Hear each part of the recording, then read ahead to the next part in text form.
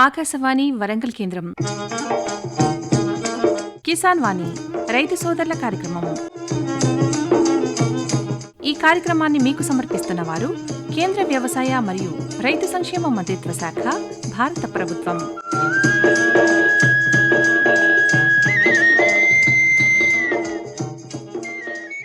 ఈనాటి కిసాన్ వాణి రైతు సోదరుల కార్యక్రమంలో ఉద్యానవన పంటల్లో బిందు సేద్యం, వేసవిలో తీసుకోవలసిన జాగ్రత్తలు, ఈ అంశం గురించి వరంగల్ ఉద్యాన శాఖ అధికారి సిహెచ్ రాకేష్ గారితో పరిచయ కార్యక్రమం ప్రసారమవుతుంది.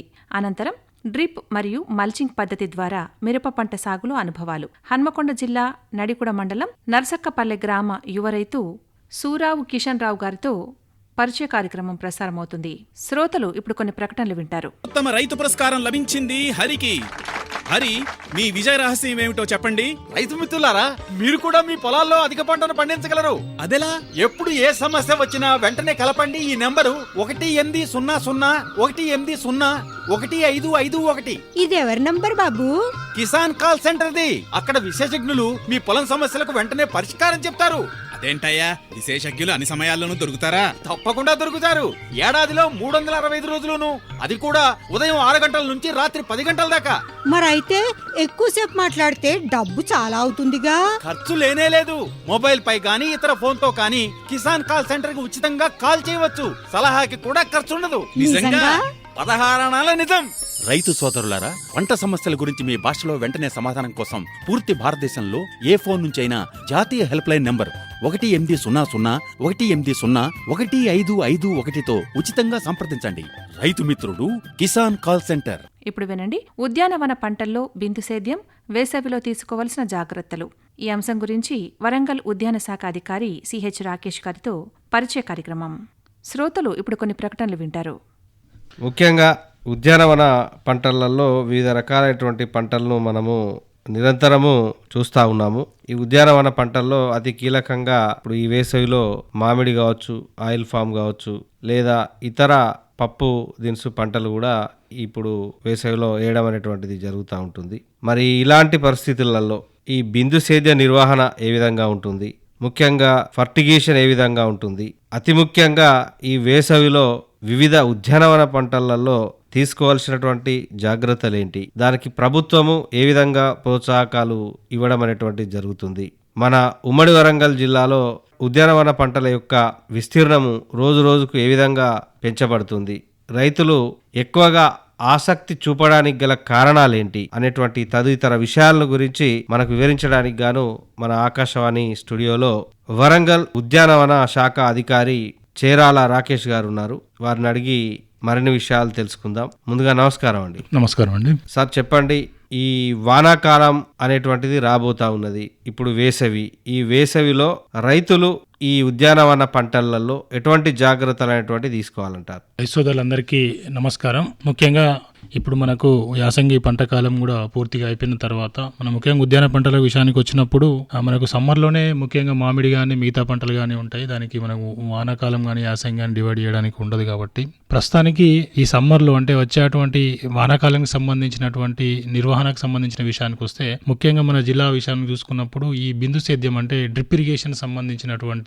ఏవైతే ఉందో దాన్ని ఈ నెల 15 రోజుల్లో దాని యొక్క నిర్వహణ అంటే దాని యొక్క మెయింటెనెన్స్ కనుక కరెక్ట్ మనం చేసుకోగలిగితే, అంటే దాన్ని కరెక్ట్ పద్ధతిలో మనం చేసుకోగలిగితే దాన్ని ఎక్కువ సంవత్సరాలు మెయింటైన్ చేయడానికి అవకాశం ఉంటుంది. తద్వారా అధిక దిగుబడి తీసుకోవడానికి కూడా అవకాశం ఉంటుంది. కాబట్టి ఈ బిందు సేద్య నిర్వహణలో ముఖ్యంగా రైతులు చేసే చిన్న చిన్న పొరపాట్లు ఏవైతే ఉన్నాయో వాటన్నిటిని కూడా ఒకసారి మనం గుర్తు చేసుకున్నట్లయితే, ముఖ్యంగా పంట కాలం అయిపోవడంతోనే రైతు సోదరులు ఏదైతే ఈ బిందు సేద్యానికి సంబంధించినటువంటి లాటరల్స్ అంటే నల్ల పైపులు కానీ, అదేవిధంగా ఎడ్కంటో యూనిట్ కానీ, సబ్మెయిన్ కానీ, మిగతా ఏవైతే ఉంటాయో అవన్నిటిని భద్రపరచుకునే ముందు కొన్ని జాగ్రత్తలు తీసుకోవాల్సినటువంటి అవసరం ఉంటుంది. ముఖ్యంగా మొదటిగా చేసుకోవాల్సింది ఏంటంటే, ఎప్పుడైతే పంట కాలం అయిపోయిందో అది ఏ పంట అయినా సరే ఆ లాటరల్స్ ఏవైతే ఉన్నాయో నల్ల పైపులు వాటన్నిటిని కూడా మనం చుట్టి దాన్ని మళ్ళీ ఎక్కడైతే భద్రపరచుకుంటామో భద్రపరచుకునేటానికన్నా ముందు యాసిడ్ ట్రీట్మెంట్ అంటే ఆమ్ల చికిత్స అనేది చాలా ఇంపార్టెంట్ ఉంటుంది. కాబట్టి ఈ ఆమ్ల చికిత్స ఏవైతే ఉందో అంటే ఈ యాసిడ్ ట్రీట్మెంట్ ఏవైతే ఉందో అది కనుక చేసుకున్నట్లయితే ఈ బ్లాకేజెస్ కానీ లేకపోతే మనకు వచ్చేటువంటి ఆల్గే కానీ మిగతావన్నీ కూడా బ్లాక్ అయిపోయి తర్వాత సీజన్ లో కరెక్ట్ వాటర్ డిశ్చార్జ్ కాకుండా ఉంటే తద్వారా పంటకు ఇబ్బంది అవుతుంది. కాబట్టి ఈ ఆమ్ల చికిత్స అనేది ఒకటి తప్పనిసరి తప్పనిసరిగా చేసుకోవాల్సి ఉంటుంది. ఇది మీరు మీ సంబంధిత ఏదైతే డ్రిప్ కంపెనీకి సంబంధించినటువంటి వారు ఉంటారో, అదేవిధంగా ఉద్యాన అధికారులు కానీ, ఉద్యాన విస్తరణ అధికారులు కానీ, వారి యొక్క ఆధ్వర్యంలో కానీ, వారి యొక్క సలహాల ద్వారా కానీ ఈ ఆమ్ల చికిత్స చేసుకున్నట్లయితే డెఫినెట్ గా ఈ క్లాగింగ్స్ కానీ మిగతా ఏం లేకుండా శుభ్రపరచుకోవచ్చు. ఈ శుభ్రపరచుకున్న తర్వాత వాటిని మీరు చుట్టలుగా, మేము రోలర్స్ కూడా సబ్సిడీలో ఇస్తా ఉంటున్నాం కాబట్టి డ్రిప్ లో వాటిని చుట్టలుగా చుట్టేసి ఎలకలు కానీ మిగతా కానీ ఏవి కూడా కొట్టినటువంటి ప్రదేశంలో, నీడ ప్రదేశంలో వాటిని స్టోర్ చేసుకున్నట్లయితే, దాన్ని భద్రపరచుకున్నట్లయితే నెక్స్ట్ సీజన్ కూడా ఉపయోగపడడానికి అవకాశం ఉంటుంది. అట్లా కాదని చెప్పేసి తీసి దాన్ని ఒక కుప్పలాగా చేసో లేదంటే ఫీల్ను ఒక పక్కను ఎక్కడ నేసినప్పుడు ఈ ఫైర్ యాక్సిడెంట్ విషయంలో కానీ లేదంటే ఎలకల విషయంలో కానీ ఎన్నిటి విషయంలో డ్యామేజ్ అయ్యి తర్వాత మనం కొనాలంటే కూడా దానికి ఎక్కువ కాస్ట్ అవుతుంది, దాని యొక్క సామర్థ్యం కూడా తగ్గిపోతుంది, తద్వారా ఇబ్బంది కలిగేటువంటి అవకాశం ఉంటుంది. కాబట్టి ఇది ఒకటి ముఖ్యంగా బిందు సేద్య విషయంలో ఈ ఆమ్ల చికిత్స అనేది చాలా ఇంపార్టెంట్. ఇది చేసుకొని భద్రపరచుకోవాల్సినటువంటి అవసరం ఒకటి ఉంటుంది. అంతేకాకుండా ముఖ్యంగా డ్రిప్ బంద్ చేసి మళ్ళీ ఒక 1.5 మంత్ తర్వాత మనం వాడతాం కాబట్టి అప్పుడు మనము హెడ్ కంట్రోల్ అంటే మనకు ఓపెన్ వెల్ ఉన్నటువంటి వాళ్ళు, బావులు ఉన్నటువంటి వాళ్ళు ఏదైతే ఉంటారో శాండ్ ఫిల్టర్ కానీ అదేవిధంగా స్క్రీన్ ఫిల్టర్ ఇవన్నీ కూడా ఒకసారి ఫ్లెష్ అవుట్ క్లీనింగ్ చేసుకొని ఫ్లెష్ వాల్స్ ఏవైతే ఉన్నాయో ఫ్లెష్ వాల్స్ లో ఏమైనా తట్టిన నలకలు ఏమైనా ఉన్నా కూడా వాటి అన్నిటిని ఒకసారి ఫ్లెష్ అవుట్ చేసి అందులో ఉండాలి ఎలాంటి లేకుండా క్లీన్ చేసుకొని ప్రెజర్ తో నడిపించి వాటన్నిటిని క్లీన్ పెట్టుకొని ఉంచుకున్నట్లయితే నెక్స్ట్ సీజన్ కు మనకు ఎలాంటి ఇబ్బంది లేకుండా ఈ బిందు సేద్య నిర్వహణ అనేది చాలా సమర్థవంతంగా చేసుకుంటే ఎక్కువ కాలం అంటే దాదాపు 8 నుంచి 10 సంవత్సరాల వరకు కూడా డ్రిప్ ని మనం ఉపయోగించుకోవడానికి అవకాశం ఉంటుంది. అయితే ఈ డ్రిప్ వాడేటప్పుడు ఈ ప్రభుత్వం కూడా కొన్ని ప్రోత్సాహకాలు అనేటువంటి ఇవ్వడం అనేటువంటి జరుగుతుంది. అయితే ఏ పంటలకు ఏ విధంగా ఇస్తుంది, ఈ డ్రిప్ వాడేటువంటి విధానంలో ఎటువంటి జాగ్రత్తలను రైతులు తీసుకోవాలంటారు? ముఖ్యంగా ప్రభుత్వము అన్ని రకాల పంటలకు మనకు బిందు సేద్యాన్ని ఇస్తూ ఉంది. ఎందుకంటే దీని యొక్క వాడకం అంటే మనకు నీటి వనరులు అవైలబిలిటీ ఉన్న నీటి వనరులు తగ్గిపోవడం వల్ల దాన్ని సమర్థవంతంగా వాడుకోవాలి, తక్కువ నీటితోని ఎక్కువ దిగుబడి తీయాలి, దాంతోపాటు మంచి నాణ్యమైనటువంటి దిగుబడి తీయాలనే ఉద్దేశంతో ఈ బిందు సేద్యాన్ని ప్రభుత్వం అన్ని రకాల పంటలకు, అది అగ్రికల్చర్ క్రాప్స్ అయినా, హార్టికల్చర్ క్రాప్స్ అయినా, మల్బరీ అయినా, మిగతా ఏ పంటలకైనా సరే ప్రభుత్వం సబ్సిడీ ఇస్తా ఉంది. అది ఉద్యాన శాఖ ద్వారా గవర్నమెంట్ ఎస్సీ ఎస్టీ రైతులు ఎవరైతే ఉన్నారో చిన్న సన్నకారు ఎస్సీ ఎస్టీ రైతులకు 90% సబ్సిడీ, అంటే యూనిట్ కాస్ట్ లో వాళ్ళు 90% రాయితీ, అంటే వాళ్ళు 10% వాళ్ళు కట్టుకోవాల్సిన అవసరం ఉంటుంది. చిన్న సన్నకారు రైతులు 5 ఎకరాల లోపు ఉన్నటువంటి మిగతా రైతులు ఎవరైతే ఉన్నారో వాళ్ళందరికీ కూడా 80% సబ్సిడీ ఉంటుంది. మరి 5 ఎకరాలు దాటినటువంటి రైతు సోదరులు ఎవరైతే ఉన్నారో వాళ్ళందరికీ కూడా 70% సబ్సిడీ మీద మనము ఈ బిందు సేద్య పరికరాలు అనేవి వారికి ఇవ్వడం జరుగుతూ ఉంది. బిందు సేద్యానికి సంబంధించినటువంటి కావాల్సినటువంటి రైతులు, ఉత్సాహం ఉన్నటువంటి రైతులకు తప్పనిసరిగా ఉండాల్సినటువంటి అంశం ఏంటంటే వారికి పర్మనెంట్ సోర్స్ ఆఫ్ వాటర్ ఉండాలి. అంటే వాళ్ళకు బోర్వెల్ గానీ బావి గానీ ఏదైనా ఒకటి తప్పనిసరిగా వారి క్షేత్రంలో ఉండాలి. ఎలక్ట్రిసిటీ ఫెసిలిటీ ఉన్నటువంటి రైతుకు మనం దీన్ని శాంక్షన్ చేస్తూ ఉంటాము. ఇప్పుడు మన జిల్లాకు కూడా అంటే అన్ని రాష్ట్రంలో అన్ని జిల్లాలకు కూడా టార్గెట్స్ రావడం జరిగింది. దానికి అనుగుణంగా అన్ని పంటలకు ఎక్సెప్ట్ ప్యాడీ ప్రతి పంటకు కూడా మనం ఈ ప్రభుత్వం రాయితీ ఇవ్వడం జరుగుతుంది. అంటే ముఖ్యంగా ఈ రైతులు, కొంతమంది రైతులు దీన్ని ఎట్లా అప్లై చేసుకోవాలి, దీన్ని ఏ విధంగా మేము లబ్ధవచ్చు అనేటువంటి కొన్ని విషయాలు తెలియదు. మరి దీన్ని ఏ విధంగా అప్లై చేసుకోవాలంటారు? వాళ్ళని ఎవరిని కలిస్తే ఈ ప్రభుత్వ ప్రోత్సాహకాలు అనేటువంటి అందే ఆస్కారం ఉంటుందంటారు? ఇప్పుడు ఈ డ్రిప్ ఇరిగేషన్ అదేవిధంగా స్ప్రింక్లర్స్ కానీ దాంతోపాటు రెయిన్ గన్ సంబంధించినటువంటి ఈ మూడింటికి సంబంధించింది మనకు ఉద్యాన శాఖ నుంచి వెళ్ళి ప్రభుత్వం రాయితీ ఇస్తుంది. దీనికి అప్లికేషన్ చేసుకున్నటువంటి ప్రొసీజర్ ఏంటంటే మనకు ఈ మీ సేవ ద్వారా అదేవిధంగా డైరెక్ట్ ఫార్మర్ ఓటీపీ బేస్డ్ కూడా రిజిస్ట్రేషన్ చేసుకోవడానికి అవకాశం ఉంటుంది. ఇది ఉత్సాహం ఉన్నటువంటి రైతులు మీ సంబంధిత ఉద్యాన అధికారిని లేదా ఉద్యాన విస్తరణ అధికారిని లేదా అక్కడ ఉన్నటువంటి మండల అగ్రికల్చర్ ఆఫీసర్ని కానీ అక్కడ ఉన్నటువంటి మండల ఎక్స్టెన్షన్ ఆఫీసర్ని కానీ ఎవరినైనా సరే కలిసినప్పుడు మన జిల్లాలో అంటే ఉదాహరణకి ఇక్కడ తెలంగాణలో దాదాపుగా 27 నుంచి 30 కంపెనీలు మైక్రో ఇరిగేషన్ కంపెనీస్ పనిచేస్తా ఉన్నాయి. దానికి సంబంధించినటువంటి డిస్ట్రిక్ట్ కోఆర్డినేటర్స్ కానీ మిగతా ఫీల్డ్ ఆఫీసర్స్ కానీ ఉంటారు. మీరు ఆన్లో ఎవరిని కలిసినా లేదంటే డైరెక్ట్ మీరు మీ సేవ నుంచి రిజిస్ట్రేషన్ చేసినా మీకు సంబంధిత ఉద్యాన శాఖ అధికారి నుంచి వెళ్ళి మీకు ఇన్ఫర్మేషన్ వస్తుంది. మీరు రిజిస్ట్రేషన్ అయిపోయి మీకు రిజిస్ట్రేషన్ నెంబర్ వస్తుంది. మీ డీటెయిల్స్ అన్ని కూడా మా లాగిన్ లో ఉంటాయి. కాబట్టి దానికి అనుగుణంగా మేము ఏ కంపెనీ చూజ్ చేసుకోవాలి, చూజ్ చేసుకున్న తర్వాత దాని ఫర్దర్ ప్రొసీజర్ ఏముంటుంది అనే విషయాన్ని పూర్తిగా వాళ్ళకు ఎక్స్ప్లెయిన్ చేయడం జరుగుతుంది. కాబట్టి మీరు దీనికి కావాల్సినటువంటిది పట్టదారు passbook, Aadhaar card, bank account, అదేవిధంగా మీరు ఎస్సీ ఎస్టీ రైతులు అయితే మాత్రం మీ యొక్క క్యాస్ట్ సర్టిఫికేట్ కుల ధృవీకరణ పత్రం ఇచ్చినట్లయితే మీకు డెఫినెట్ గా దీనికి సంబంధించినటువంటి ఇప్పటిదాకా మనం చెప్పినటువంటి రాయితీలన్నింటిని కూడా సద్వినియోగం చేసుకోవడానికి అవకాశం ఉంటుంది. అందులో ఎలాంటి ఇబ్బంది లేదు. మరి ఈ పంటలలో ఈ విధంగా ప్రభుత్వ ప్రోత్సాహకాలు అనేటువంటివి ఉంటే ఈ ఫర్టిగేషన్ అనేటువంటిది ఏ విధంగా ఉంటుంది అంటారు ఈ ఉద్యానవన పంటలలో? ముఖ్యంగా మనకు ఫర్టిగేషన్ అంటే నీరు ఫర్టిలైజర్స్ తోని కలిపి ఇచ్చేటువంటి ప్రక్రియని మనం ఫర్టిగేషన్ అంటాము. ముఖ్యంగా రైతులకు డ్రిప్ ఇరిగేషన్ ఇచ్చేది ఓన్లీ వాటర్ కోసమనే కాదు, దాంట్లో ప్రధానమైనటువంటి అంశం ఏంటి అంటే ఫర్టిగేషన్ కూడా. అంటే ఎరువులు విచ్చలవిడిగా వాడకుండా అధిక మోతాదులో ఎరువులు వాడి భూమిని నిస్సారం చేయకుండా ఉండే విధంగా ఈ వాటర్ సాల్యుబుల్ అనేటువంటి ఫర్టిలైజర్స్ తక్కువ క్వాంటిటీలో మోతాదులో ఎక్కువ సార్లు మొక్కకిచ్చి తద్వారా క్వాలిటీ ఉన్నటువంటి పంటను తీసే ఉద్దేశంతో ఈ డ్రిప్ ఇరిగేషన్ లో మనం వెంచూరీ ఫెసిలిటీ అనేది ఇస్తాము. అక్కడ మీకు పైప్ ఉంటుంది, దాని ద్వారా మనం ఫర్టిలైజర్స్ ఏవైతే వాటర్ సాల్యుబుల్ అంటే నీళ్ళలో కరిగేటువంటి ఫర్టిలైజర్స్ ఏవైతే ఉంటాయో వాటిని పూర్తిగా నీళ్ళలో కరిగిన తర్వాత అక్కడ వెంచూరీ సహాయంతో ఆ మొక్కలకు అందించే విధంగా ఉంటుంది. ఇది ఒక్కొక్క పంటకు సంబంధించినటువంటి ఫర్టిగేషన్ షెడ్యూల్స్ ఏవైతే ఉంటాయో, అంటే ఇప్పుడు మామిడికి కానీ, అరటికి కానీ, జామకు కానీ, మీద అన్ని పంట ఒక్కో రకానికి సంబంధించినటువంటిది ఒక్కొక్క విధంగా, కూరగాయలకు సంబంధించినటువంటి ఫర్టిగేషన్ షెడ్యూల్స్ అనేటివి ఉంటాయి. మిగతా మనము పైపాటి చేసేటువంటి ఫర్టిలైజర్స్ కు దీనికి పోల్చుకుంటే దాదాపుగా 50% ఫర్టిలైజర్ యొక్క కాస్ట్ తగ్గించుకోవచ్చు. అది వేసేటువంటి లేబర్ యొక్క కాస్ట్ కూడా తగ్గించుకోవచ్చు. దాంతో పాటుగా ఇక్కడ వేస్టేజ్ ఎక్కువ కాకుండా భూమి మనకు చౌడు పడకుండా వేసినటువంటి ఫర్టిలైజర్ మొక్క అబ్జర్వ్ చేసుకునే విధంగా ఉంటుంది. కాబట్టి మిగతా అంటే బేసల్ అప్లికేషన్ వేసేటువంటి ఫర్టిలైజర్ కంటే కూడా ఫర్టిగేషన్ ద్వారా వేసేటువంటి ఫర్టిలైజర్స్ ద్వారా మొక్క అద్భుతంగా పెరగడానికి అవకాశం ఉంటుంది. కాబట్టి డ్రిప్ ఉన్నటువంటి రైతు సోదరులందరూ కూడా చాలా వరకు మన ప్రాంతంలో డ్రిప్ ద్వారా ఓన్లీ వాటర్ కు సంబంధించింది మాత్రమే చేస్తా ఉన్నారు. ఫర్టిగేషన్ చాలా తక్కువ మంది వాడుతా ఉన్నారు. కాబట్టి ఎవరైతే చైతన్యవంతులు రైతులు ఉన్నారో వాళ్ళందరూ కూడా మీ దగ్గరలో ఉన్నట్టు సంబంధిత ఎంఐ కంపెనీస్, మీరు ఏ కంపెనీ అయితే సెలెక్ట్ చేసుకుంటారో ఆ కంపెనీ రిప్రజెంటేటివ్స్ ఉంటారు, వాళ్ళకి సంబంధించిన అగ్రానమిస్ట్ కూడా ఉంటారు. వారిని సంప్రదించి తద్వారా హార్టికల్చర్ ఆఫీసర్స్ ద్వారా మీరు ఈ ఫర్టిగేషన్ కు సంబంధించినటువంటి ఇన్ఫర్మేషన్ గానీ దాన్ని ఏ విధంగా చేయాలి, ఎట్లా ఉంది అనేది మీరు తెలుసుకోవచ్చు. మేము కూడా ఆఫ్టర్ సేల్ సర్వీసెస్ అని కంప్లీట్ అయిపోయిన తర్వాత ఒక విలేజ్ 2 విలేజ్ అట్లా చేసేసి 25-30 మంది రైతులతో ఈ కార్యక్రమాన్ని పెట్టి ఫర్టిగేషన్ మీద అదేవిధంగా నీటి యాజమాన్యం మీద కూడా అవగాహన కల్పిస్తా ఉన్నాం. అయితే ఈ ఫర్టిగేషన్ విషయంలో ఈ విధంగా అవగాహన అనేటువంటిది కల్పించడం అనేటువంటిది జరుగుతూ ఉంది. అయితే ఈ ఫర్టిగేషన్ విషయంలో ఏ ఎరువులను మనము ఈ డ్రిప్ ద్వారా అందించవచ్చు, ఏ ఎరువులను మనము పైపాటుగా వేసేటువంటి ఆస్కారం ఉంటుందంట? ముఖ్యంగా ఫర్టిగేషన్ ద్వారా అన్ని రకాల ఎరువులను మనం దీని ద్వారా పంపేయడానికి అవకాశం ఉంటుంది. అందులో ముఖ్యంగా ఏంటంటే మనకు ఫాస్ఫేట్ ఫర్టిలైజర్స్ ఏవైతే ఉన్నాయో వాటిని పైపాటుగా అంటే ఈ మనకు పైపాటుగా వేయడానికి అవకాశం ఉంది. దుక్కి మందు అంటాం, అది సింగిల్ సూపర్ ఫాస్ఫేట్ ఏవైతే ఉన్నదో దాంతో పాటుగా ఆర్గానిక్ మాన్యూర్స్ అంటే మనకు పెంట గానీ మీద ఉన్నటువంటి ఆర్గానిక్ మాన్యూర్స్ ఏవైతే ఉంటాయో అవి ఫస్ట్ బేసల్ అప్లికేషన్ చేసిన తర్వాత షెడ్యూల్ ప్రకారంగా సాల్యుబుల్ ఫర్టిలైజర్స్, ఇప్పుడు నైట్రోజన్, ఎన్పీకే ఏవైతే ఉన్నాయో ఎన్పీకే అన్ని కూడా సాల్యుబుల్ ఫర్టిలైజర్స్ మార్కెట్లో అవైలబుల్ గా ఉంటాయి. మీకు 13045 కానీ 9919 కానీ 0050 కానీ అదేవిధంగా మైక్రోన్యూట్రియంట్స్ కానీ అన్ని రకాలైనటువంటి రసాయన ఏదైతే ఫర్టిలైజర్స్ ఉన్నాయో అవన్నీ కూడా మార్కెట్లో సాల్యుబుల్ గ్రేడ్ లో 25 కేజీల, అదేవిధంగా 1 కేజీ 25 కేజీల దాంట్లో డిఫరెంట్ కంపెనీస్ సప్లై చేస్తా ఉన్నాయి. కాబట్టి మనకు ఆ పంట మోతాదు, పంట వయసుకు సంబంధించిన దాని ప్రకారంగా ఎంత మోతాదు ఫర్టిలైజర్స్ వాడాలి, ఏ డేస్ ఎప్పుడు వాడాలి, వాడే విధానం ఏందనేది తెలుసుకున్నట్లయితే డెఫినెట్లీ గా దీని కాస్ట్ అనేది అంటే మిగతా ఫర్టిలైజర్ పెట్టేటువంటి కాస్ట్ కంటే దీంట్లో 50% తగ్గడానికి, సమర్థత పెరగడానికి,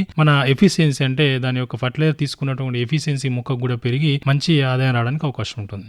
ఈ ఫర్టిగేషన్ లో ఈ విధంగా మనకు రైతులు చేసుకుంటే బాగుంటుంది అని అంటున్నారు. అయితే ఈ వేసవిలో ఉద్యానవన పంటలలో తీసుకోవాల్సిన జాగ్రత్తలు ఏంటి? ముఖ్యంగా ఈ వేసవిలో ఎటువంటి ఉద్యానవన పంటలు అనేటువంటి ఎక్కువగా మనకు రైతుల దగ్గర కనబడతా ఉంటాయి. దాన్ని ఈ ఒక్కొక్క పంటకు ఒక్కొక్క విధంగా చర్యలు చేపట్టాలి, జాగ్రత్తలు తీసుకోవాలి. అంటే ఏ పంటలలో ఏ విధంగా జాగ్రత్తలు తీసుకున్నట్లయితే అధిక దిగుబడి అనేటువంటిది సాధించవచ్చు అంటారు?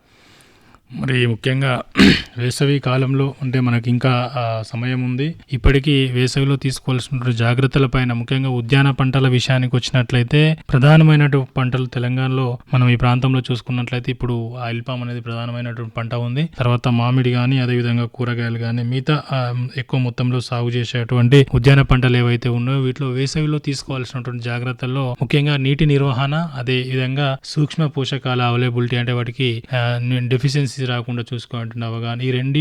తర్వాత వచ్చేసి అగ్ని ప్రమాదాల నుంచి అంటే ఫైర్ యాక్సిడెంట్స్ నుంచి కూడా కాపాడుకోవడానికి తీసుకోవాల్సినటువంటి జాగ్రత్తలు ఏమిటి? ఈ మూడింటి పైన మనం సమ్మర్ లో కొంచెం జాగ్రత్తగా ఉన్నట్లయితే ఎలాంటి నష్టం జరగకుండా మనం కాపాడుకోవడానికి అవకాశం ఉంది. ముఖ్యంగా మేము గమనించినటువంటి విషయాలు చూసినట్లయితే ఆయిల్ పామ్ అనేది గత 3-4 సంవత్సరాల నుంచి వెళ్ళి మనం తెలంగాణలో ఎక్కువ విస్తీర్ణంలో దాదాపు ఇప్పటికీ 3 లక్షల ఎకరాల విస్తీర్ణం వరకు కూడా ఆయిల్ పామ్ సాగు అవుతా ఉంది. ఇందులో ముఖ్యంగా లేత తోటలే మనకు ఎక్కువ విస్తీర్ణంలో ఉన్నాయి. అంటే సంవత్సరం, 2 సంవత్సరాలు, 3 సంవత్సరాల తోటలే మన ప్రాంతంలో ఎక్కువ ఉన్నాయి. కాబట్టి ఈ ముఖ్యంగా వీటిలో గమనించుకోవాల్సిన విషయం ఏంటంటే ఎక్కువ ఇబ్బంది పడేటువంటి విషయం ఫైర్ యాక్సిడెంట్స్ అంటే అగ్ని ప్రమాదాలు సంభవిస్తా ఉన్నాయి. ఎందుకంటే మనకు అంతర పంటగా మొక్కజొన్న కానీ మిగతా పంటలు వేసి సమ్మర్ లో క్రాప్ అయిపోయిన తర్వాత చాలా మంది ఎంత చెప్పినా కూడా కాల్చొద్దన్నా వాటిని కాలవడం ద్వారా పక్కన ఉన్నటువంటి ఈ ఆయిల్ పామ్ గార్డెన్స్ ఇవన్నీ కూడా ఫైర్ యాక్సిడెంట్ వల్ల ఇబ్బంది అవ్వడం, దాంతో పాటు అక్కడ ఉన్నటువంటి డ్రిప్ ఇరిగేషన్ మెటీరియల్ కూడా దగ్ధమైపోవడం అనేది చూస్తా ఉన్నాం. దీన్ని నుంచి రక్షించుకోవడానికి రైతు రైతు సోదరులు తీసుకోవాల్సినటువంటి జాగ్రత్తలు ముఖ్యంగా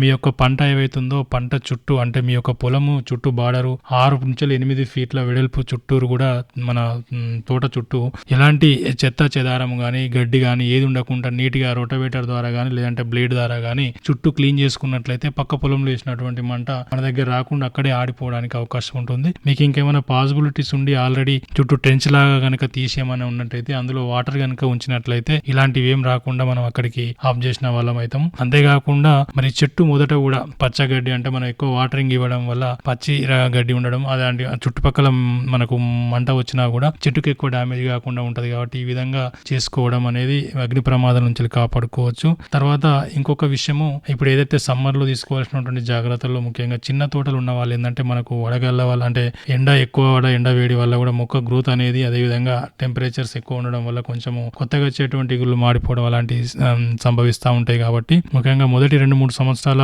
ఆ తోటలు ఏవైతే ఉన్న ఆయిల్ పంప్ తోటలు ఉన్నటువంటి రైతు సోదరులు ఈ జన్ము గింజలు ఏవైతే ఉన్నాయో మనకు పచ్చి రొట్టెరువు కింద వాడుకునేటువంటి జన్ము గింజలు ఉంటాయి. వాటిని చెట్టుకు ఫీటున్నర దూరంలో చుట్టూ కూడా 2 లేదా 3 వరుసలు కనుక మనం వేసుకున్నట్లయితే అది మంచి గ్రోత్ వచ్చి 40-45 రోజుల్లో చెట్టుని పూర్తి స్థాయిలో ఈ వడగాల్పుల వల్ల అంటే ఎండ నుంచి వెళ్ళి కాపాడుతుంది. తర్వాత ఫ్లవరింగ్ స్టేజ్ లో దాన్ని తీసేసి ఆ మొక్క మొదల్లో వేసినట్లయితే అది పచ్చి రొట్టె ఎరువు కూడా ఉపయోగపడుతుంది. మా భూమి కూడా సారం పెరుగుతా ఉంది కాబట్టి ఈ విధంగా ఇది చూసుకోవాలి. మూడవది ముఖ్యమైనటువంటి విషయం ఏంటంటే ఈ డ్రిప్ ఇరిగేషన్ కంపల్సరీ చేశాం కాబట్టి ఉన్నటువంటి దాంట్లో నీళ్లు తక్కువ ఇస్తున్నాం అంటే పొద్దున బిఫోర్ 9-9:30 లోపు సాయంత్రం ఆల్రెడీ 5-6 తర్వాత ఈ టైంలో కనుక డ్రిప్ ఇరిగేషన్ సంబంధించినటువంటి వాటర్ అంటే మొదటి సంవత్సరం ఒక 60-90 లీటర్లు అదేవిధంగా రెండో సంవత్సరం ఉంటే 90-120 లీటర్లు 3 సంవత్సరాలు దాటినటువంటి 250 లీటర్ల వరకు ఒక రోజు మొక్కకు అవసరం ఉంటుంది. కాబట్టి దాన్ని పొద్దున సాయంత్రం టైంలో అంటే ఎండ ఎక్కువ ఉన్న టైంలో దానికి ఎక్కువ ఎవాపరేషన్ లాసెస్ ఉన్న సమయంలో నీళ్ళు ఇవ్వడం కంటే పొద్దున సాయంత్రం కనుక ఇచ్చినట్టయితే మొక్కకు ఎలాంటి స్ట్రెస్ ఫీల్ కాకుండా మొక్క ఆరోగ్యవంతంగా పెరగడానికి అవకాశం ఉంటుంది. ఇది ఒక ఆయిల్ పామ్ విషయమే కాదు మిగతా ఉద్యాన పంటలు అన్నింటిలో కూడా ఇది వర్తిస్తుంది. కాబట్టి ఈ విధంగా నీటి యాజమాన్యం ఒకటి చేసుకోవాలి. 4వ విషయం ఏంటి అంటే ఈ టైంలో ఫర్టిలైజర్ ఇవ్వడం ఇలాంటి వాటికంటే ఫోలియర్ అప్లికేషన్ ఏవైతే ఉన్నదో పైపాటుగా పిచికారి సూక్ష్మ పోషకాలు కానీ అదేవిధంగా వాటర్ సాల్యుబుల్ ఫర్టిలైజర్స్ ఏవైతే ఉన్నాయో నీటిలో కరిగేటువంటి వాటిని 15-20 రోజులకు ఒకసారి కనుక పిచికారి చేసుకున్నట్లయితే వాటికి లైఫ్ సేవింగ్ కింద మన న్యూట్రియంట్స్ ఇచ్చిన వాళ్ళం అయితే తద్వారా మొక్క గ్రోత్ కూడా ఎలాంటి ఇబ్బంది లేకుండా ఉంటుంది. వరంగల్ ఉద్యాన శాఖ అధికారిగా పనిచేస్తూ రైతులకు ప్రస్తుతం ఎటువంటి విపత్కర పరిస్థితుల్లో కూడా ఎటువంటి జాగ్రత్తలు తీసుకోవాలి, ముఖ్యంగా బిందు సేద్య నిర్వహణ, ఫర్టిగేషన్, మరి వేసవి ఉద్యానవన పంటలలో ఏ విధంగా జాగ్రత్తలు తీసుకోవాలనేటువంటి విషయాలను చాలా చక్కగా మీరు వివరించారు. మీ యొక్క అమూల్యమైనటువంటి సమయాన్ని వెచ్చించి మీరు మా ఆకాశవాణి స్టూడియోకు విచ్చేసి రైతు సోదరులకు మా శ్రోతలకు చాలా చక్కగా వివరించినందుకు గాను మీకు మా ఆకాశవాణి వరంగల్ కేంద్రం తరపున ప్రత్యేకంగా ధన్యవాదాలండి. Thank you. శ్రోతలు ఇంతవరకు ఉద్యానవన పంటల్లో బిందు సేద్యం, వేసవిలో తీసుకోవలసిన జాగ్రత్తలు వరంగల్ ఉద్యాన శాఖ అధికారి సిహెచ్ రాకేష్ గారితో పరిచయ కార్యక్రమం విన్నారు. పరిచయకర్త మోటి చిరంజీవి గారు. శ్రోతలు ఇప్పుడు కొన్ని ప్రకటనలు వింటారు. ప్రధానమంత్రి కిసాన్ సమ్మాన్ నిధి ఈ పథకం కింద 2 హెక్టార్ల వరకు పొలం కలిగిన రైతుల కుటుంబాలకు ఏడాదికి 6,000 రూపాయలు చెల్లించడం జరుగుతుంది. అది అర్హత గల రైతులకు 2,000 రూపాయల చొప్పున 3 వాయిదాల్లో నేరుగా వారి ఖాతాల్లో జమ చేయబడుతుంది. ఈ చిన్నకారు రైతుల కుటుంబాలను రాష్ట్ర ప్రభుత్వాలు ఎంపిక చేస్తున్నాయి. ఈ పథకం యొక్క పూర్తి ఖర్చును భారత ప్రభుత్వం భరిస్తోంది. ప్రధానమంత్రి కిసాన్ సమ్మాన్ నిధి రైతుల వ్యవసాయానికి సరికొత్త గౌరవం. వ్యవసాయ మరియు రైతు సంక్షేమ మంత్రిత్వ శాఖ, భారత ప్రభుత్వం ద్వారా జనహితార్థం జారీ. ఇప్పుడు వినండి డ్రిప్ మరియు మల్చింగ్ పద్ధతి ద్వారా మిరప పంట సాగులో అనుభవాలు. హన్మకొండ జిల్లా నడికుడ మండలం నర్సక్కపల్లె గ్రామ యువ రైతు సూరావు కిషన్ రావు గారితో పరిచయ కార్యక్రమం ప్రసారమవుతుంది. పరిచయకర్త మోటి చిరంజీవి గారు. శ్రోతలు ఇప్పుడు కొన్ని ప్రకటనలు వింటారు. మనము హన్మకొండ జిల్లా నడికుడ మండలం నర్సక్కపల్లె గ్రామంలో ఉన్నాం. ఇక్కడ గత 15 సంవత్సరాల నుండి వ్యవసాయం చేసేటువంటి యువ రైతు సురావు కిషన్ రావు గారు ఉన్నారు. వారిని అడిగి మరిన్ని విషయాలు తెలుసుకుందాం. ముఖ్యంగా వీరు మిర్చి పంట పండించడం అనేటువంటి జరుగుతుంది. ఎటువంటి మిర్చి పంట పండిస్తున్నారు అనేటువంటి విషయాన్ని కూడా వారిని అడిగి తెలుసుకుందాం. ముందుగా నమస్కారం అండి. నమస్తే అండి. మీరు చెప్పండి, ఇప్పుడు మీరు మిర్చి పంట అంటున్నారు, ఎటువంటి మిర్చి పంటను మీరు వేయడం జరిగింది? మేము తేజ రకాన్ని ఎంచుకోవడం అయింది. అంటే ఇప్పుడు తేజ రకాన్ని మీరు ఎంచుకోవడం జరిగింది. ఇది ఎన్ని నెలల పంట, ఎటువంటి భూములు అనేటువంటివి అనుకూలంగా ఉంటాయి? ఈ తేజ అనేది నల్ల రేగడి భూములకు, చౌక భూములకు అనుకూలంగా ఉంటుంది. అంటే ఇప్పుడు ఈ పంట వేసేటప్పుడు మీరు నేరుగా నారును నాటడం జరుగుతుందా లేదా విత్తనాలనే సాళ్ళల్లో వేయడం అనేటువంటి జరుగుతుందా? నారును నాటుకున్న తర్వాత 45 రోజులకు నాటడం జరుగుతుంది. అంటే ఇప్పుడు ఈ నారు అనేటువంటిది ఏ విధంగా పోసుకోవాలి, దానికి ఏ విధమైనటువంటి ఏర్పాట్లు అనేటువంటివి చేసుకోవాలంటారు? నారు అనేది చిన్న చిన్న మల్లలు చేసుకొని మల్లల్లో ఒక్కొక్క గింజ వేసేసి నారును పెంచుతాం. నారు పెంచిన తర్వాత 45 రోజుల తర్వాత నారును ప్రధాన పొలంలో నాటు వేస్తాం. అంటే ఇప్పుడు నారు పెంచేటువంటి క్రమంలో మడులు ఏ విధంగా తయారు చేసుకోవాలి, ఎంత లోతులో ఈ విత్తనాలను చల్లాలంటారు? మడులు అనేది ఒక తుమ్మర్లు వేసి అందులో గింజలను నాటుతాం. గింజలను వేసిన తర్వాత వాటిని మొలిపించుకొని 45 రోజుల తర్వాత ప్రధాన పొలానికి నాటడం జరుగుతుంది. అంటే ఇప్పుడు మడులు తయారు చేసుకునేటప్పుడు ఏమైనా ఎరువులు ఇట్లా కలిపి మడులు తయారు చేసుకుంటారా, లేదా ఓన్లీ మట్టినే మీరు పారతో గానీ లేకపోతే నాగలతో గానీ దున్ని మడులు తయారు చేసుకుంటారా? మీరు ఏ విధానాన్ని మీరు అవలంబిస్తున్నారు? నాగలతో దున్ని పారతోని సమానంగా చేసుకున్న తర్వాత నాటే ముందు డిఏపి మాత్రం వాడతాం. అంటే ఇప్పుడు మీరు ఈ విత్తనాలు చల్లేటువంటి క్రమంలో ఇక్కడ ఏళ్లతోని సాల్లాగా అని విత్తనాలు వేసేటువంటి పద్ధతి అనేటువంటిది ఒకటి ఉంటది, నేరుగా వెదజల్లేటువంటి పద్ధతి అనేటువంటిది ఒకటి ఉంటది. మీరు ఏ విధానాన్ని మీరు అవలంబిస్తున్నారు? వేళ్లతో వేసే పద్ధతి మాత్రమే వాడతాం. అంటే ఇప్పుడు వేళ్లతో వేసిన తర్వాత దాని మీద మట్టిని ఏ విధంగా చల్లుతారు? దాని మట్టి అది వచ్చి దాన్ని ఏమంటారు అంటే క్లాతులు వేసి దానిపైన వరిగడ్డి చల్లుతాం. వరిగడ్డి చల్లిన తర్వాత వాటర్ చల్లుతాం. ఒక 2-3 రోజులు వాటర్ చల్లిన తర్వాత వాటర్ నేరుగా మోటార్ ద్వారా పంపిస్తాం. అంటే ఇప్పుడు ఈ వాటర్ అనేటువంటివి ఏ విధంగా ఇవ్వాలి, ఎన్ని రోజులకోసారి కట్టాలి, మరి ఏమన్నా ఎరువులు కలిపి ఇవ్వాలా లేకపోతే నేరుగానే కట్టాలా, ఎన్ని రోజుల వరకు ఈ నారును పెంపు చేయాలంటారు? ఎరువులు అనేది ఫస్ట్ మనం ప్రధానంగా గింజలు వేసే ముందు మాత్రమే ఎరువుని ఇస్తాం. మళ్ళీ మధ్యలో ఎప్పుడు ఏమి ఇవ్వము. నెక్స్ట్ వాటర్ అనేది వాతావరణ పరిస్థితులను బట్టి వాటర్ అనేది ఇస్తుంటాం. ప్రధాన పొలంలో నాటేసే ముందు నారుమడిలో నీరు పెట్టిన తర్వాతనే నారును తీస్తుంటాం. అంటే ఇప్పుడు మిరప నారు అనేటువంటిది తీసినప్పుడు మరి మీరు విత్తేటువంటి క్రమంలో నేరుగా మీరు నాగలతో దున్ని విత్తడం అనేటువంటిది జరుగుతుందా, లేకపోతే మల్చింగ్ విధానం ద్వారా విత్తడం అనేటువంటిది జరుగుతుందా? ఏ విధానాన్ని మీరు అవలంబిస్తున్నారు? ఇప్పుడు 2 విధాలుగా నడుస్తున్నాయి. మల్చింగ్ తో నడుస్తుంది, నాగలతో నడుస్తుంది. దాదాపు మల్చింగ్ విధానానికే ఇప్పుడు బాగా మంచిగా ఉంది. అంటే ఇప్పుడు మల్చింగ్ విధానంలో మీరు ఈ మిరప నార అనేటువంటిది పెంపు చేస్తూ ఉన్నారు, ఆ విధంగా పెడతా ఉన్నారు. అయితే ఇటువంటి తరుణంలో మల్చింగ్ అనేటువంటిది ఏ విధంగా వేసుకోవాలి, అందులో డ్రిప్ అనేటువంటిది ఏ విధంగా వేసుకోవాలి, ఏ విధంగా వేసుకున్నట్లయితే మొక్కలు మనం పెట్టడానికి అనుకూలంగా ఉంటుందంటారు? ఫస్ట్ మేము ట్రాక్టర్తోనే దుక్కి వేసుకుంటాం. దుక్కి వేసుకున్న తర్వాత రోటోవేటర్ కొడతాం. రోటోవేటర్ కొట్టిన తర్వాత బోజలు తోలుతాం. ట్రాక్టర్తోనే బోజలు తోలుతాం. ఆ బోజలు తోలిన తర్వాత డ్రిప్ పైపులను చాపుతాం. బోజల పైన డ్రిప్ పైపులు చాపి మల్చింగ్ వేసిన తర్వాత ఒక రోజు డ్రిప్ వాటర్ ఇచ్చేసి ఆ తర్వాత నెక్స్ట్ డే మనం మొక్కలను అందులో నాటేస్తాం. అంటే మొక్కలను అందులో నాటేయడం అనేటువంటి జరుగుతుంది. అయితే ఇప్పుడు ముందు డ్రిప్ వేసిన తర్వాత మల్చింగ్ పెడతారా, లేకపోతే మల్చింగ్ వేసిన తర్వాత డ్రిప్ పెడతారా? మరి ఏ విధంగా పెడతారు? ఒక్కొక్క సాలుకి ఎంత ఎడామా అనేటువంటిది ఉండాలంటారు? డ్రిప్ వేసిన తర్వాతనే మల్చింగ్ చేస్తాం. సాలుకు ఒక 4 ఫీట్ల డిస్టెన్స్ ఉంటుంది. 4 ఫీట్ల డిస్టెన్స్ తో సాలుకు ఉంటుంది. మరి మొక్కకి ఎంత డిస్టెన్స్ ఉండాలి? మొక్క 12 ఇంచులు 14 ఇంచుల వరకు ఉంటుంది. అంటే ఇప్పుడు మీరు మల్చింగ్ వేసుకున్నారు, డ్రిప్ పెట్టిల్లు, ఈ డ్రిప్ ఎక్కడైతే చుక్కలుగా పడతాయో అక్కడ మీరు నాటడం అనేటువంటి జరుగుతుంది. ఏ విధానాన్ని మీరు అవలంబిస్తారు? కూలీలను తీసుకొని నాటేస్తాం. చేయితోనే పెట్టేస్తాం. కొడవలు అవసరం లేదు. మామూలుగా మల్చింగ్ పేపర్ కి హోల్ వస్తుంది. ఆ హోల్లో వాటర్ ఇచ్చిన తర్వాత మెత్తబడిపోతుంది. మట్టి మెత్తబడిన తర్వాత ఆ మెత్తబడిన దాంట్లో మొక్కను అందులో పెట్టేస్తాం. మరి ఈ విధంగా మీరు పెట్టిన తర్వాత ఎన్ని రోజుల వరకు అది ఏనుకుంటది, ఎన్ని రోజుల వరకు దానికి నీటి తడులు అనేటువంటి ఇయ్యాలంటారు? ఒక వారం రోజుల వరకు ఎన్నుకుంటుంది. అది నీటి తడులు అనేది వాతావరణ పరిస్థితులకు అనుకూలంగా వారానికి ఒకసారి 10 రోజులకు ఒకసారి అట్లా ఇస్తూ ఉంటాం. మొక్క ఏనుకునేంత వరకు మాత్రం 2 రోజులకు ఒకసారి 4 రోజులకు ఒకసారి అట్లా ఇస్తాం. వేనుకున్న తర్వాత వాతావరణ పరిస్థితులను బట్టి 10 రోజులు కావచ్చు, 15 రోజులు కావచ్చు, ఆ భూమిని బట్టి, నల్లరేగడి భూమి చౌక భూమి దాన్ని బట్టి మేము వాటర్ ఇచ్చేస్తూ ఉంటాం. అంటే మరి ఈ విధంగా మీరు నీరు అనేది పెడతా ఉన్నారు. ఇది ఏనుకున్నది. ఇప్పుడు ముఖ్యంగా ఇది 8 నెలల పంట అంటున్నారు. దీని ఎదుగుదలలో మనం కనుక చూసినట్లయితే నీటి యాజమాన్య పద్ధతులు అనేటువంటి ఏ విధంగా ఉంటాయి? పంట అయిపోయే వరకు ఎన్ని తళ్ళు కట్టాలి? ఈ తడులు అనేది డ్రిప్ ద్వారా ఇస్తున్నాం కాబట్టి మేము తడి ఆరిపోతా అంటే ఇస్తుంటాం. అవసరానికి మొక్కకు నీరు అవసరాన్ని బట్టేసి ఇచ్చేస్తా ఉంటాం మేము. అంటే ఇప్పుడు ఈ విధంగా నీటి యాజమాన్యం అనేటువంటిది ఈ విధంగా ఉంది. మరి ముఖ్యంగా ఎరువుల యాజమాన్యం విషయానికి వస్తే ఏ విధంగా ఎరువులు అందించాలి, ఎప్పుడెప్పుడు ఎంత మోతాదులో ఎరువులు అనేటువంటి ఇవ్వాలంటారు? ఎరువులు అనేటి ఇప్పుడు ఫస్ట్ మేము దుక్కిలో డిఏపి వేస్తాము. తర్వాత డ్రిప్ ద్వారా 319 కానీ 14-0-45 కానీ 28-28 కానీ ఇలాంటివి ఫెర్టిలైజర్ ఇచ్చేస్తూ ఉంటాం. అంటే ఈ విధంగా మీరు ఎన్నిసార్లు ఇస్తారు పంట అయిపోయే వరకు, ఎంత మోతాదులో ఇవ్వడం అనేటువంటిది జరుగుతుంది? ఒక 5-6 సార్లు ఫెర్టిలైజర్ ఇచ్చేస్తాం. డ్రిప్ ద్వారా కాబట్టి ఎకరానికి 4 కిలోలు 5 కిలోల మోతాదులో ఇచ్చేస్తాం డ్రిప్ ఫెర్టిలైజర్.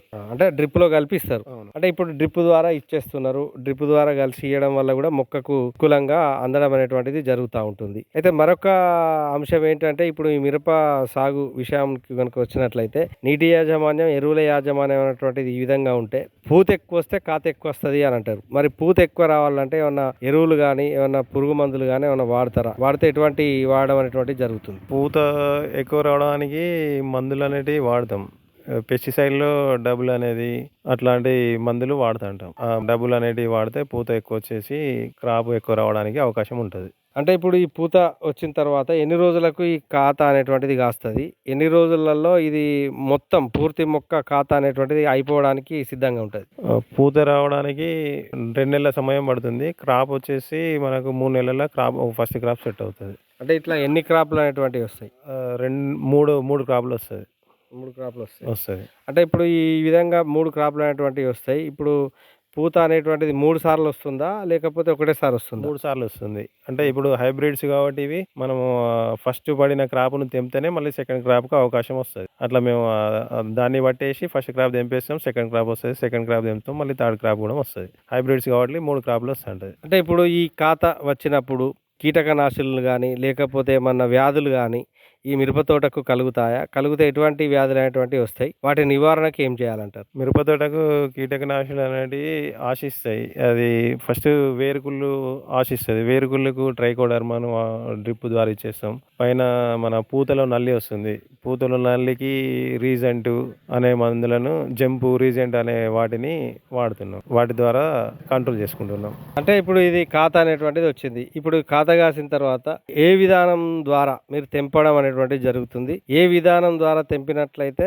మనకు ఈ కాయ అనేటువంటిది ఖరాబ్ కాకుండా ఉండేటువంటి అవకాశం ఉంటుందంటారు? కూలీలతోనే తెంపేస్తాం. కూలీలో తెంపేసి కలంలో ఆరబెట్టేసి సంచులలో తెంపేస్తాం. సంచులలో తెంపేసి తీసుకుపోయి ఆరబెట్టేస్తాం. మరి ఈ విధంగా తెంపుతున్నారు. నీటి యాజమాన్యము, ఎరువుల యాజమాన్యంతో పాటు ఈ తెంపేటువంటి క్రమంలో ఆరబెట్టడం అనేటువంటిది కూడా జరుగుతూ ఉన్నది. అతి ముఖ్యంగా కలుపు నివారణ. ఇప్పుడు మీరు మల్చింగ్ విధానాన్ని వాడుతున్నారు. ఈ కలుపు నివారణ కోసం ఏం చేస్తారు? కలుపు అనేటువంటిది ఏ విధంగా ఉంటుంది ఈ మిరప తోటలో? మేము మల్చింగ్ వాడుతున్నాం కాబట్టి మల్చింగ్లో కలుపు అనేది చాలా తక్కువ ఉంటుంది. ఎక్కడన్నా కలుపు ఉండేది ఉంటే 1-2 కూలీలను పెట్టేసి కలుపును పీకేస్తాం. మరి ఇక్కడ ఏరిన తర్వాత ఎన్ని రోజులు ఆరబెట్టాలి? ఎన్ని రోజులకు మార్కెట్లో విక్రయించాలి? 15 రోజులు పడుతుంది. 15 రోజుల తర్వాత మనం మార్కెట్కి తీసుకెళ్ళచ్చు. అంటే ఇప్పుడు మీరు తేజ రకం కాయను మీరు సాగు చేస్తూ ఉన్నారు. అంటే ఒక ఎకరానికి ఎంత పెట్టుబడి పోను? ఎంత ఇప్పుడు తేజ రకానికి ₹1,00,000 పెట్టుబడి వస్తుంది.